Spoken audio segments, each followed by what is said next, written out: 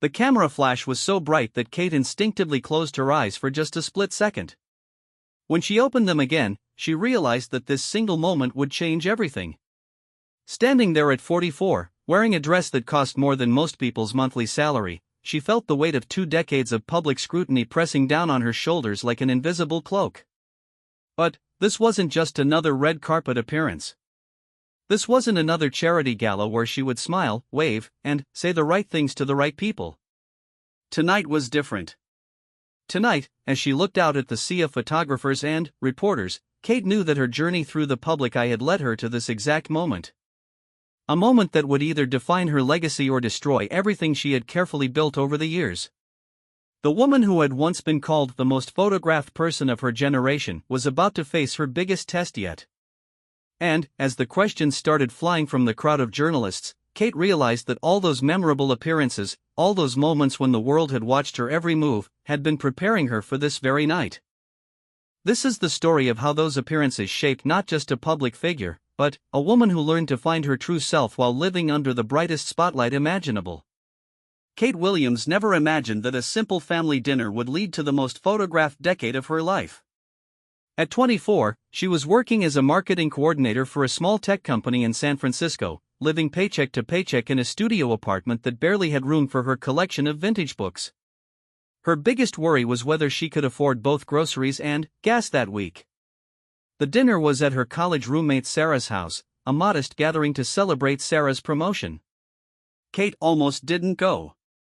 She had been working 12-hour days trying to land a big client, and the last thing she wanted was to make small talk with people she barely knew. But Sarah had insisted, and Kate had always had trouble saying no to her oldest friend.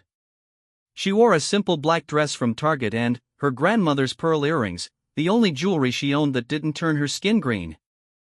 As she walked into Sarah's living room, she noticed a man standing by the window, looking somewhat out of place among the group of 20-somethings in their casual weekend clothes. He wore an expensive-looking navy blazer and had the kind of confident posture that came from years of privilege. "Kate, I want you to meet James," Sarah said, appearing at her elbow with 2 glasses of wine. "He's my new boss's son. Just moved back from London." Kate shook James's hand and immediately noticed 2 things: his grip was firm but gentle, and his eyes were the exact shade of green as the ocean during summer storms. They talked about travel, about books, about the differences between American and British humor. Kate found herself laughing more than she had in months. What she didn't know was that James Wellington was the heir to one of the largest media empires in the country. His family owned newspapers, television stations, and digital platforms that reached millions of people daily. He had been featured on the covers of business magazines and was regularly photographed at high society events. But that night, talking to Kate about her favorite authors and her dreams of maybe writing a book someday, he felt like just a regular person for the first time in years.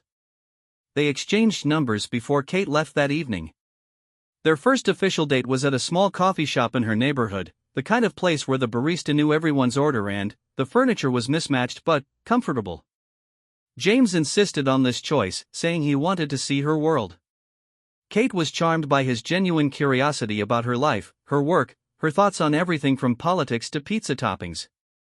For 3 months, they managed to keep their relationship completely private.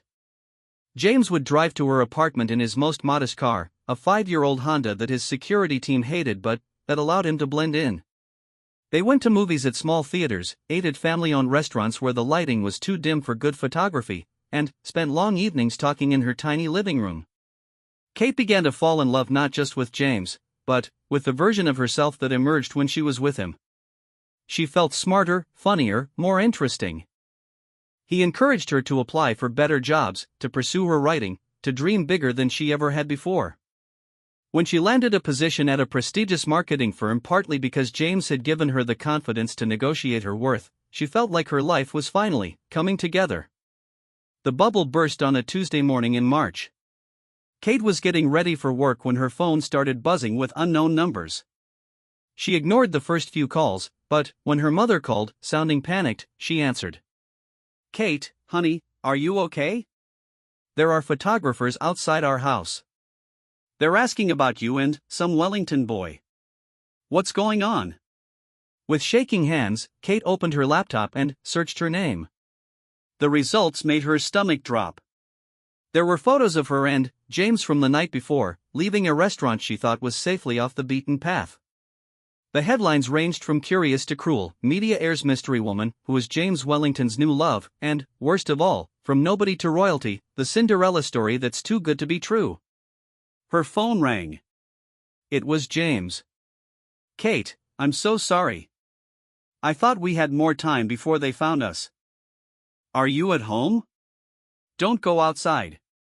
There are photographers everywhere." She walked to her window and peeked through the blinds. Sure enough, there were at least 6 people with cameras standing on the sidewalk below her building. Her quiet life had ended overnight. The next few weeks were a crash course in navigating fame by association.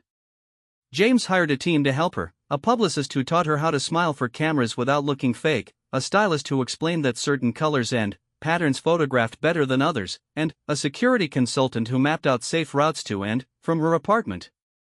Kate's first official public appearance with James was at a charity benefit for children's literacy. She spent days preparing, trying on different outfits, practicing walking in heels she'd never owned before, and memorizing talking points about causes she cared about. The irony wasn't lost on her that she was nervous about discussing her love of books with people who probably hadn't read one in years. The night of the event, Kate stood in front of her bathroom mirror, barely recognizing herself. The woman looking back at her wore a designer gown that cost more than her monthly rent, professional makeup that had taken 2 hours to apply, and jewelry borrowed from a high-end boutique. She looked beautiful, polished, perfect. She also looked absolutely terrified. James picked her up in a car that cost more than she'd made in the past 3 years. As they drove toward the hotel where the event was being held, he reached over and took her hand. "You don't have to be anyone other than yourself," he said. "That's who I fell in love with." But, as their car pulled up to the red carpet and Kate saw the wall of photographers waiting for them, she realized that being herself might be the hardest thing she'd ever have to do. The flashes started before James even got out of the car. By the time he walked around to open her door, the noise was deafening. Kate stepped onto the red carpet and immediately understood why celebrities sometimes look dazed in photos. The combination of bright lights, shouted questions, and dozens of people pointing cameras at her was overwhelming. She felt James's hand on the small of her back, steadying her, and managed to find her smile. "Kate. Kate. Over here. Who are you wearing tonight? Kate. How did you and James meet? Kate. What do you do for work?" She answered what she could, trying to remember her training while also trying not to trip over her dress. James guided her through the crowd with practiced ease, stopping at designated photo spots, introducing her to reporters he trusted. Kate was surprised to find that some of the interactions were genuinely pleasant. Many of the journalists were just doing their jobs, and several seemed interested in her background and opinions beyond her relationship status. Inside the ballroom, Kate began to relax. The event itself felt more familiar, like an upscale version of the corporate functions she'd attended for work. She found herself in conversations about education funding and community outreach programs, topics she was passionate about. When a local news reporter asked her about her own experiences with literacy programs, Kate spoke with genuine enthusiasm about the reading tutoring she'd done in college. The next morning, Kate woke up to find her photo on the front page of 3 major newspapers and dozens of websites. Most of the coverage was positive, focusing on her thoughtful comments about education and her elegant but approachable style. One fashion blog called her refreshingly real and praised her for wearing a dress that cost under $1,000 to an event where most gowns were worth more than a car. But there were also critics. Some commenters questioned her motives, suggesting she was using James for his money and status. Others picked apart her appearance, from her slightly imperfect makeup to her choice of jewelry. A few particularly nasty articles implied that she wasn't sophisticated enough for James's world and that the relationship wouldn't last. Kate spent the morning reading every single article and comment, a habit that James would later help her break. She felt simultaneously thrilled by the positive attention and devastated by the negative feedback. This roller coaster of emotions would become familiar over the coming months. What surprised Kate most was how quickly she adapted to her new reality. Within a month of that first event, she had developed routines for dealing with photographers, strategies for maintaining privacy, and a growing understanding of how to use her platform effectively. She started working with literacy charities, using her newfound visibility to raise money and awareness for causes she cared about. James watched this transformation with admiration and some guilt. He had been born into this world and sometimes forgot how jarring it could be for someone experiencing it for the first time. But Kate's natural intelligence and genuine warmth made her a natural at public appearances. She had an ability to connect with people that many celebrities spent years trying to develop. Their relationship deepened as they navigated these new challenges together. James appreciated having someone who understood that his public persona was just one part of who he was, while Kate found strength in his unwavering support as she learned to balance her private self with her public image. 6 months after that first charity event, Kate had attended dozens of functions, been featured in several major magazines, and had developed a small but dedicated following on social media. She had also quit her marketing job to focus full-time on her charitable work and her writing. The book she had always dreamed of writing was finally taking shape, a young adult novel about a girl who discovers her own strength while navigating an unfamiliar world. As she sat in the apartment she now shared with James, a much larger space with room for all her books and a proper writing desk, Kate reflected on how much her life had changed.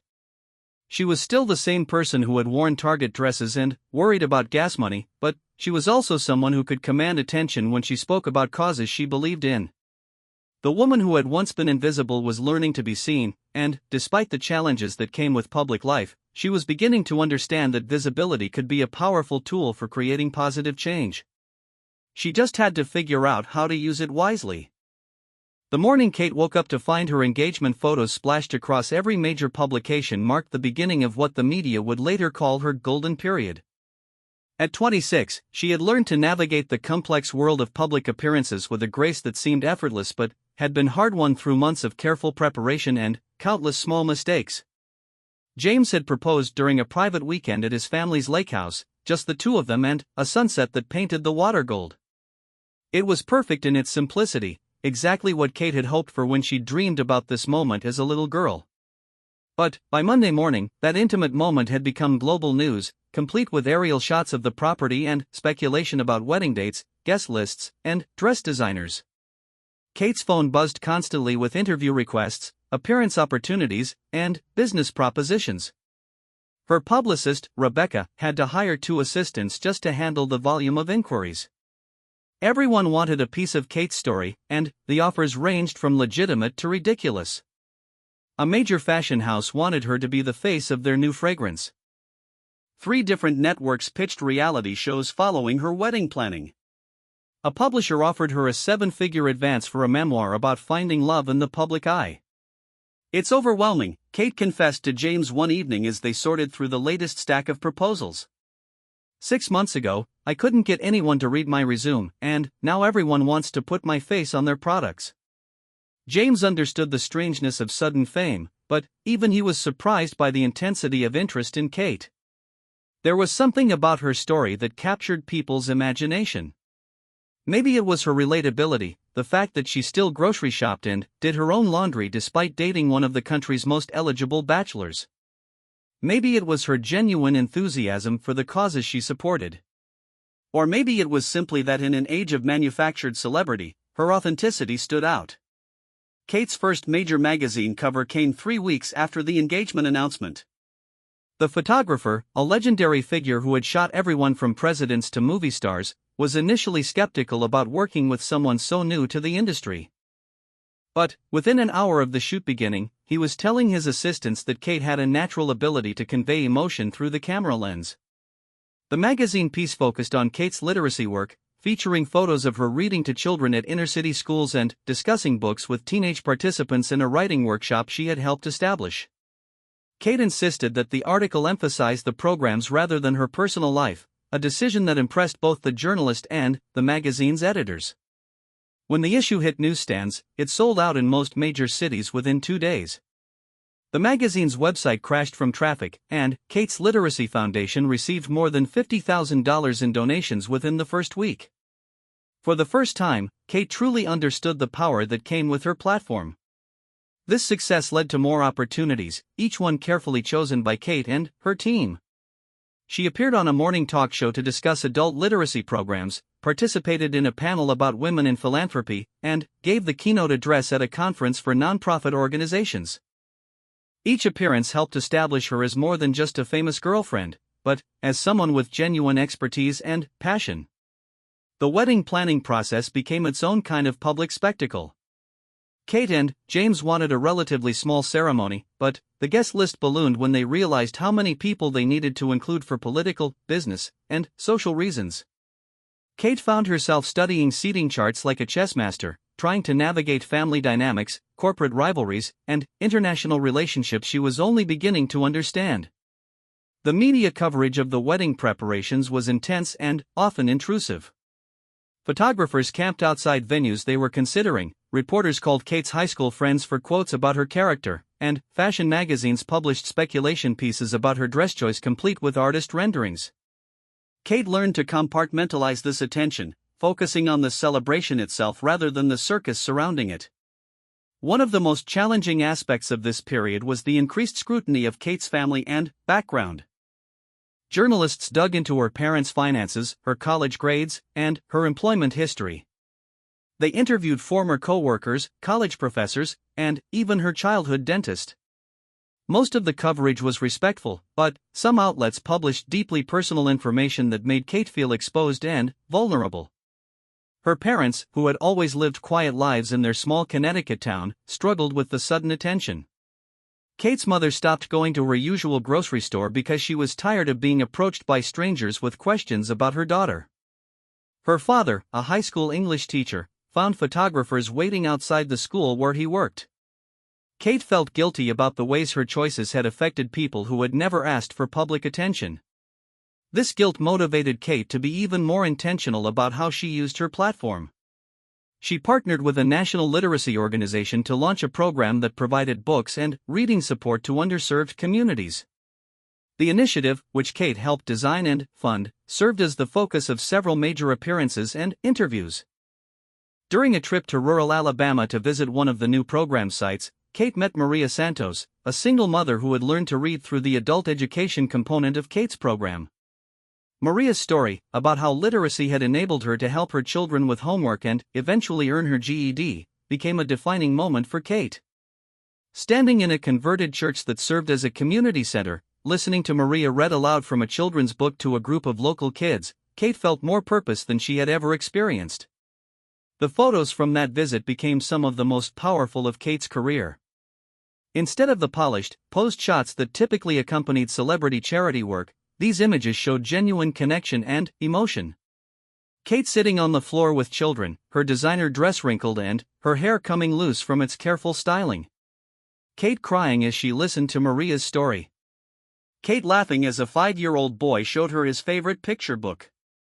These images helped shift public perception of Kate from glamorous socialite to committed advocate. The coverage of her Alabama trip generated serious discussion about literacy issues and led to increased funding for similar programs across the country. Kate realized that her appearances could do more than just maintain her public image, they could actually create meaningful change. As her wedding day approached, Kate reflected on how much she had changed since that first charity event just over a year earlier. She had learned to speak confidently in front of large groups, to navigate complex social situations with diplomacy, and to use her visibility strategically to support causes she cared about. She had also learned to protect her private self while sharing enough of her authentic personality to maintain public connection. The wedding itself was held at James's family estate, a sprawling property that had been in the Wellington family for 3 generations. Kate wore a dress designed by a young, relatively unknown designer she had discovered through her charity work, a choice that generated significant media coverage and launched the designer's career. The ceremony balanced tradition with personal touches that reflected Kate and James's relationship. Despite heavy security and carefully managed media access, the wedding felt intimate and joyful. Kate's college friends served as bridesmaids, her father walked her down an aisle lined with books instead of flowers, a nod to how she and James had bonded, and the couple wrote their own vows that brought tears to many of the guests. The wedding photos, when they were released a week later, showed a couple clearly in love and a celebration that felt both elegant and genuine. The images were featured in magazines around the world and helped cement Kate's reputation as someone who could balance public expectations with personal authenticity. Following their honeymoon in a location kept secret from the media, Kate returned to public life as a married woman with new confidence and purpose. The wedding had been a kind of graduation, proving she could handle massive public attention while staying true to her values. Now she was ready to use her platform in even more ambitious ways. Her first major appearance as a married woman was at the United Nations, where she spoke about global literacy initiatives. Standing at the podium where world leaders had delivered historic speeches, Kate felt the full weight of the platform she had inherited. She spoke not just as James Wellington's wife, but as Kate Wellington, a voice for causes that mattered to her. The speech was well received internationally and led to invitations to speak at universities, conferences, and other high-profile events. Kate was becoming known not just for her style or her story, but for her substance. This evolution from famous girlfriend to respected advocate had taken 2 years and countless carefully chosen appearances. As she sat in her new office, planning her next series of public events, Kate thought about the girl who had worried about affording groceries just a few years earlier. That person felt like a character from a book she had read long ago. But the core values that had driven that young woman, her commitment to education and her desire to help others, remained unchanged. Kate was learning that the most successful public figures were those who could evolve and grow while maintaining their essential selves. Her appearances were no longer just about looking good or saying the right things. They were about using every opportunity to advance causes she believed in and to connect with people whose stories mattered. The golden period of Kate's public life was characterized by this sense of purpose and the growing confidence that came with experience. She had learned to see public appearances not as ordeals to be endured, but as opportunities to be seized. This shift in perspective would serve her well as her story continued to evolve in ways she could never have anticipated. The pregnancy announcement came at the worst possible time. Kate had just launched her most ambitious literacy program yet, a nationwide initiative that would establish reading centers in 50 cities over 3 years. She was scheduled to appear at the program's launch events, speak at a major education conference, and participate in a documentary about childhood literacy. Then, at 28, she found herself staring at 2 pink lines on a pregnancy test, knowing that this news would change everything. Kate and James had been trying to start a family for over a year, but the timing felt complicated. Kate had finally found her stride as a public figure, balancing her advocacy work with carefully chosen commercial partnerships that funded her charitable initiatives. She had just signed a deal to write a children's book series, with proceeds supporting literacy programs. Her calendar was booked solid for the next 6 months. The pregnancy announcement, when it came, overshadowed everything else Kate had been working toward. Suddenly, every interview was about her changing body, her nursery plans, and her thoughts on motherhood. Reporters seemed less interested in the reading centers she was opening and more concerned with whether she would continue working after the baby arrived. Kate found this shift frustrating and enlightening. She realized how much of women's public identity, even for those who had established themselves in their own right, could be reduced to their biological functions. At her first public appearance after announcing the pregnancy, a journalist asked her 3 questions about her literacy work and 8 questions about her maternity style and birth plans. Determined not to let pregnancy derail her advocacy work, Kate adapted her approach. She began incorporating discussions about early childhood development and family literacy into her appearances. When she visited reading centers, she talked about the importance of reading to children before they were even born. She partnered with pediatric organizations to promote programs that gave books to new parents in hospitals. The physical challenges of pregnancy while maintaining a public schedule were significant. Kate experienced severe morning sickness during her first trimester, which made early morning television appearances particularly difficult. She learned to time her eating carefully and always traveled with her assistant, who carried anti-nausea medication and backup outfits in case of wardrobe emergencies. As her pregnancy progressed, Kate's appearance schedule had to be modified. Long-distance travel became impossible, and she had to decline several international speaking opportunities that would have advanced her literacy work globally.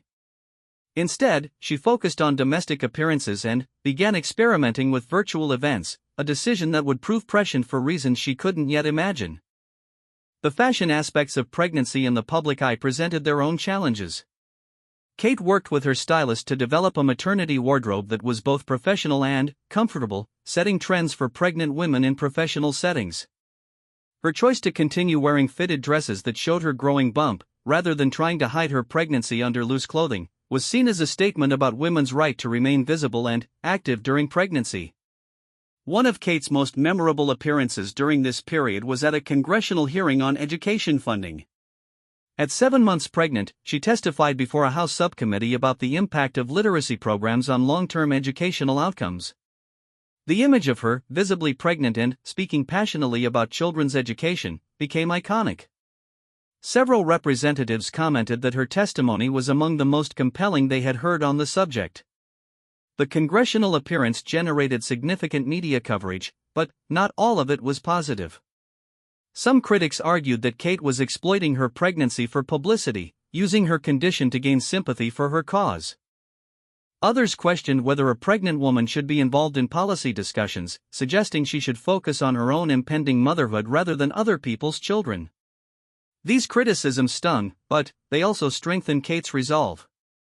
She realized that women in public life faced impossible standards. They were expected to be maternal but not too focused on children, professional but not neglectful of family, visible but not attention-seeking. Kate decided to ignore these contradictory expectations and focus on what felt authentic to her. As her due date approached, Kate made the difficult decision to step back from most public appearances. She wanted to focus on preparing for motherhood and spending private time with James before their lives changed forever. This decision sparked speculation about her future plans, with some media outlets suggesting she might retire from public life entirely. Kate gave birth to her daughter, Emma, on a snowy February morning. The first photos, released a week later, showed a glowing Kate and a proud James introducing their daughter to the world. Kate insisted that the photos be taken by a female photographer and that a portion of the licensing fees be donated to maternal health organizations. The response to Emma's birth was overwhelming. Gifts poured in from around the world, including hand-knitted blankets from elderly women in rural communities where Kate's literacy programs operated. The governor of Alabama sent a quilt made by participants in one of Maria Santos's reading groups. A children's book author dedicated her latest publication to Emma, with proceeds supporting early childhood education. Kate's first public appearance after giving birth was at a local library storytime when Emma was 3 months old. The image of Kate sitting cross-legged on a colorful carpet, holding her baby while reading to a group of toddlers, perfectly captured her new role as both mother and advocate. The photos from this appearance were shared millions of times on social media and became some of the most popular images of Kate's career. Balancing motherhood with public responsibilities proved more challenging than Kate had anticipated. Emma was a demanding baby who didn't sleep well and cried frequently during Kate's attempts to work from home. Kate's assistant had to reschedule several virtual appearances when Emma's needs took priority. This led to honest discussions about the realities of working motherhood that resonated with many women.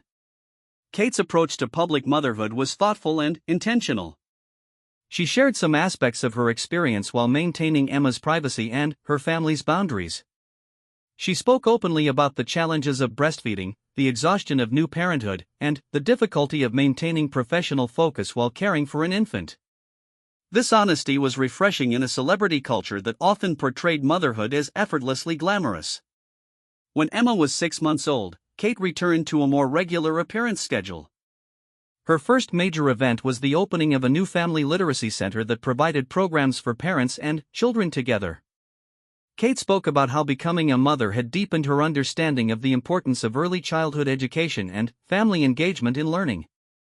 The center's opening was covered extensively, with particular attention paid to how Kate balanced holding Emma while delivering her speech. When Emma began fussing during Kate's remarks, Kate calmly continued speaking while gently bouncing her daughter, a moment that endeared her to parents everywhere. The video of this speech became viral, with the hashtag #RealMomMoments trending for days. Kate's approach to travel changed dramatically after Emma's birth. She began bringing a larger entourage that included a nanny, a baby-proof travel setup, and detailed contingency plans for every trip. This increased logistical complexity made some appearances impractical, forcing Kate to be even more selective about her commitments. One of the most significant challenges came when Emma was 8 months old and Kate was invited to speak at an international education summit in London. The trip would require Kate to be away from Emma for 4 days, longer than they had ever been separated. After much deliberation, Kate decided to decline the invitation, a choice that sparked debate about whether mothers in public roles should make such sacrifices for their careers. Kate addressed this debate directly in a magazine interview, explaining that her decision was personal and that she didn't believe there was one right way to balance motherhood and career. She emphasized that other women might make different choices and that the goal should be supporting all mothers in whatever decisions worked best for their families. This interview marked a turning point in Kate's public persona. She was no longer seen primarily as a wealthy woman doing charity work or even as an effective advocate. She had become a voice for working mothers, speaking honestly about the challenges and contradictions of trying to maintain professional identity while prioritizing family needs. Kate's literacy work evolved to include more focus on family engagement and early childhood development. She partnered with researchers studying the impact of parent-child reading on brain development and began incorporating this science into her public speaking. Her appearances took on new depth as she spoke from personal experience about the importance of the work she had been advocating for years. The period following Emma's birth also brought new challenges to Kate's marriage. The combination of sleep deprivation, changed priorities, and increased media attention on their family life put strain on her relationship with James. They had to work harder to maintain their connection while adapting to their new roles as parents in the public eye. Kate's approach to these challenges was characteristically thoughtful. She and James began seeing a family counselor, a decision they made public to help reduce stigma around mental health support for new parents. Kate spoke about this choice during an appearance at a maternal health conference, emphasizing that seeking help was a sign of strength rather than weakness. As Emma approached her first birthday, Kate reflected on how much her life had changed since becoming a mother. Her appearances were fewer but more focused, her advocacy work was informed by deeper personal understanding, and her public image had evolved to encompass new dimensions of her identity. She was still the woman who cared deeply about literacy and education, but she was also now a mother who understood firsthand the challenges and joys of raising children. The year of new motherhood had taught Kate important lessons about authenticity, boundaries, and the power of vulnerability. These lessons would serve her well as she navigated the next phase of her public life, one that would bring new opportunities and unexpected challenges that would test everything she had learned about living in the spotlight. At 32, Kate Wellington faced the most serious crisis of her public life when an investigative journalist published allegations that questioned the financial management of her literacy foundation. The story, which appeared on the front page of a major newspaper, suggested that funds meant for reading programs had been diverted to cover administrative costs and that Kate had personally benefited from foundation contracts. The allegations were largely false, based on a misunderstanding of how nonprofit organizations operate and a deliberate misinterpretation of financial documents. But, in the age of social media, the truth mattered less than the narrative. Within hours of the story's publication, Kate was trending on Twitter with hashtags like #CharityScam and #FakePhilanthropist. Cable news networks picked up the story, and Kate found herself defending her integrity on a scale she had never experienced. The timing couldn't have been worse. Kate was in the middle of her foundation's largest fundraising campaign, seeking to raise $10 million to establish literacy centers in rural communities across the South. Major donors began withdrawing their pledges, and corporate sponsors started distancing themselves from her programs. In 3 days, Kate watched 5 years of careful relationship building unravel. James wanted to hire an army of lawyers and public relations professionals to fight the allegations aggressively. Kate's instinct was different. She believed that transparency and honesty would ultimately serve her better than defensive tactics. Against the advice of her publicist, Kate decided to hold a press conference where she would address the allegations directly and open her foundation's financial records for independent review. The press conference was held in the conference room of a hotel near her foundation's offices. Kate chose not to wear one of her typical polished outfits, instead appearing in a simple black suit that conveyed seriousness without ostentation. She spoke for 20 minutes without notes, addressing each allegation point by point and providing context for the financial decisions that had been questioned. The most powerful moment came when Kate became emotional while discussing how the allegations affected the children and families served by her programs. Her voice broke as she described a call from Maria Santos, the woman she had met in Alabama years earlier, who was worried that her local reading center would be forced to close because of the controversy. "These allegations aren't just about me," Kate said, tears visible in her eyes. "They're about children who depend on these programs to learn to read. They're about parents who are working to improve their own literacy so they can help their kids with homework. When you attack my foundation, you're attacking them." The press conference was widely covered and generally well received. Kate's willingness to address the allegations head-on and her obvious emotion when discussing the impact on program participants convinced many people that she was sincere. However, the damage to her reputation and her foundation's funding was significant. In the weeks following the press conference, Kate embarked on what her team called a rehabilitation tour. She visited every literacy center her foundation operated, speaking with participants and staff about the future of the programs. These appearances were covered by local media and helped demonstrate the real impact of her work beyond the financial controversy. One of the most challenging appearances during this period was at a congressional hearing where Kate had been called to testify about nonprofit accountability. The hearing was ostensibly about sector-wide issues, but Kate knew she was there as an example of problems in celebrity-founded charities. She spent days preparing with lawyers and policy experts, reviewing every aspect of her foundation's operations. The hearing was brutal. Several representatives treated Kate as if she were a criminal, questioning not just her foundation's practices but her motives for starting the organization in the first place. One congressman suggested that Kate's literacy work was nothing more than a vanity project designed to improve her public image. Another questioned whether someone without formal education training should be involved in designing literacy programs. Kate maintained her composure throughout the 6-hour hearing, providing detailed answers about her foundation's operations and defending the effectiveness of her programs with data and testimonials. When asked about her personal compensation from the foundation, Kate revealed that she had never taken a salary and had actually donated additional personal funds to cover operating costs in difficult years. The most memorable moment of the hearing came when a representative from Kentucky, whose district included one of Kate's reading centers, spoke in her defense. He described visiting the center and meeting children whose lives had been changed by the programs. He read a letter from a local teacher who credited Kate's initiative with significantly improving reading scores in her classroom. Following the congressional hearing, public opinion began to shift in Kate's favor. An independent audit of her foundation, conducted by a respected accounting firm, found no evidence of financial impropriety and praised the organization's efficient use of funds. Several major publications that had initially covered the allegations prominently published follow-up stories acknowledging that the original claims were largely unfounded. However, the controversy had lasting effects on Kate's public life. She became more cautious about media appearances, knowing that her every word would be scrutinized for potential problems. The easy rapport she had once had with reporters was replaced by a more formal, guarded approach. Kate's spontaneous, authentic style gave way to carefully prepared remarks and legal review of all public statements. The crisis also changed Kate's relationship with her advocacy work. She realized that her high profile, which had been an asset in raising awareness and funds, also made her a target for those who wanted to discredit the causes she supported. This led to a period of soul-searching about whether her continued visibility helped or hurt the literacy movement.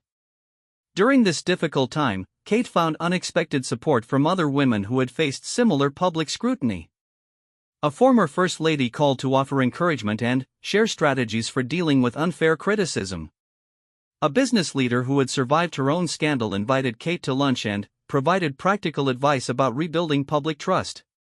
These relationships helped Kate understand that her experience, while painful, was part of a larger pattern of how successful women were often targeted. Kate's comeback strategy was methodical and patient. Instead of trying to immediately return to high-profile appearances, she focused on rebuilding trust at the grassroots level. She spent months visiting reading centers unannounced, often arriving with minimal security and staying to help with actual program activities. These visits weren't heavily publicized, but word spread through social media as participants shared photos and stories. One of the most important appearances during this rebuilding phase was at a small community college in rural Georgia. Kate had been invited to speak to a group of adult literacy students, many of whom were parents working to improve their own reading skills. The event was held in a modest classroom with 40 attendees, a far cry from the auditoriums and convention centers where Kate usually spoke. The conversation that evening was unlike any public appearance Kate had ever done. Instead of giving a prepared speech, she found herself in a genuine dialogue with people whose lives had been directly affected by literacy programs. They asked tough questions about the future of funding and whether the recent controversy would affect their access to services. Kate answered honestly, acknowledging the challenges while reaffirming her commitment to their programs. Maria Santos was in the audience that night, now serving as a mentor in the adult literacy program. When she stood to speak about how Kate's programs had changed her family's life, there wasn't a dry eye in the room. The moment was captured by a local photographer and became one of the most shared images from Kate's entire career, showing her hugging Maria while surrounded by other program participants. This grassroots approach to rebuilding her reputation was time-consuming and often emotionally exhausting, but it reconnected Kate with the original purpose behind her public work. She rediscovered the joy of direct engagement with the communities her programs served and realized that her most meaningful appearances were often the smallest and most intimate ones. As Kate's reputation slowly recovered, opportunities for larger platforms returned. She was invited to speak at the National Education Association's annual conference, her first major appearance before education professionals since the controversy. Kate used this opportunity to address the challenges facing celebrity philanthropy and to call for better systems of accountability and transparency in the nonprofit sector. The speech was well received and marked a turning point in Kate's public rehabilitation. Education leaders appreciated her willingness to acknowledge problems in her field while continuing to advocate for the causes she believed in. The appearance demonstrated that Kate had emerged from the crisis not just with her reputation intact, but with deeper credibility as someone who had been tested and proven her commitment. By her 34th birthday, Kate had largely rebuilt her public standing, but the experience had fundamentally changed her approach to her role. She was more careful about her foundation's operations, more strategic about her public statements, and more protective of her family's privacy.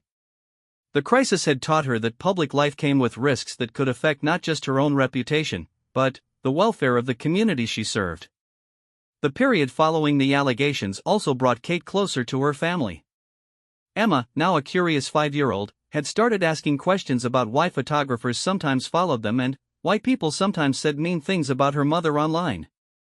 Kate and James decided to be honest with their daughter about the realities of public life while emphasizing the importance of treating others with kindness regardless of how you were treated.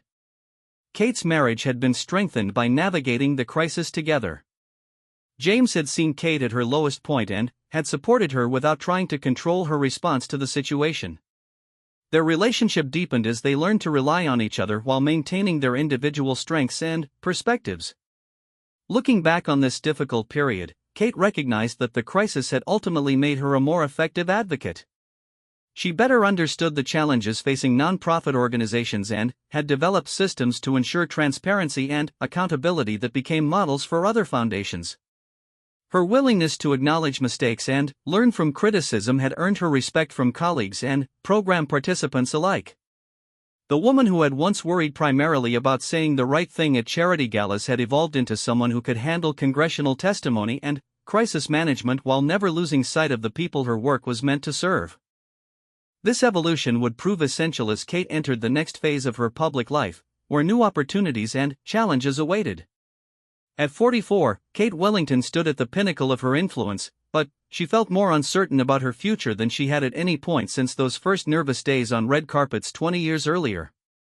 The world had changed dramatically around her, and she was struggling to find her place in a new landscape of social media influence, political polarization, and global challenges that seemed to require different kinds of leadership than what she had learned to provide. The invitation that would define this final phase of her story came from an unexpected source. The United Nations Educational, Scientific, and Cultural Organization had approached Kate about serving as a special envoy for literacy, a role that would take her advocacy work to a global scale. The position would require extensive travel, complex diplomatic relationships, and the kind of high-stakes appearances where her words could influence international policy and funding decisions. Kate's initial reaction was to decline. Emma was now 13, navigating the complicated world of middle school while growing up in a family constantly in the public eye. Kate's marriage, while strong, required careful attention to maintain intimacy and connection amid their demanding schedules. Her foundation was thriving but needed her hands-on leadership to ensure continued growth and impact. The decision became more complicated when Kate learned that the UNESCO position had been offered to her specifically because of how she had handled the crisis 6 years earlier. International officials had been impressed not just by her advocacy work, but by her transparency, accountability, and commitment to continuing her mission despite personal and professional costs. They wanted someone who could represent the integrity and persistence required to address global literacy challenges. Kate spent weeks agonizing over the decision, consulting with James, her closest advisors, and program participants whose opinions she valued most. The breakthrough came during a conversation with Maria Santos, who had become not just a program participant but a trusted friend and advisor over the years. "You taught me that learning to read wasn't just about the words on the page," Maria told Kate during a phone call. "It was about having a voice in the world. Now you have a chance to give voices to children everywhere. How can you say no to that?" Kate's acceptance of the UNESCO position was announced at a ceremony in New York, attended by education ministers from dozens of countries and representatives from major international organizations. Her speech that day was different from any she had given before, addressing global challenges with the authority that came from 20 years of direct experience in literacy advocacy. The role immediately elevated Kate's profile to new levels. Her appearances were now covered by international media and analyzed by foreign policy experts. When she spoke about literacy rates in developing countries or the impact of conflict on children's education, her words carried weight in government offices and corporate boardrooms around the world. Kate's first major international trip as UNESCO Special Envoy was to refugee camps in Jordan, where she would witness firsthand the educational challenges facing displaced children. The trip was extensively documented by a film crew creating a documentary about global education inequality, adding another layer of pressure to appearances that were already emotionally and logistically complex. Walking through the camps, Kate was struck by the determination of children to continue learning despite unimaginable circumstances. She met Syrian refugees who carried their school notebooks through bombing and displacement, Afghan girls who studied in secret despite threats to their safety, and parents who spent their limited resources on pencils and paper rather than food because they believed education was their children's only hope for a better future. The most powerful moment of the trip came when Kate visited a makeshift classroom where a 15-year-old boy named Ahmed was teaching reading to younger children using materials created from cardboard and charcoal. When Kate asked Ahmed about his dreams, he told her he wanted to become a teacher so he could help more children learn to read, even in impossible circumstances. Kate's response to this encounter was captured by the documentary cameras and became one of the most viewed clips from her entire career.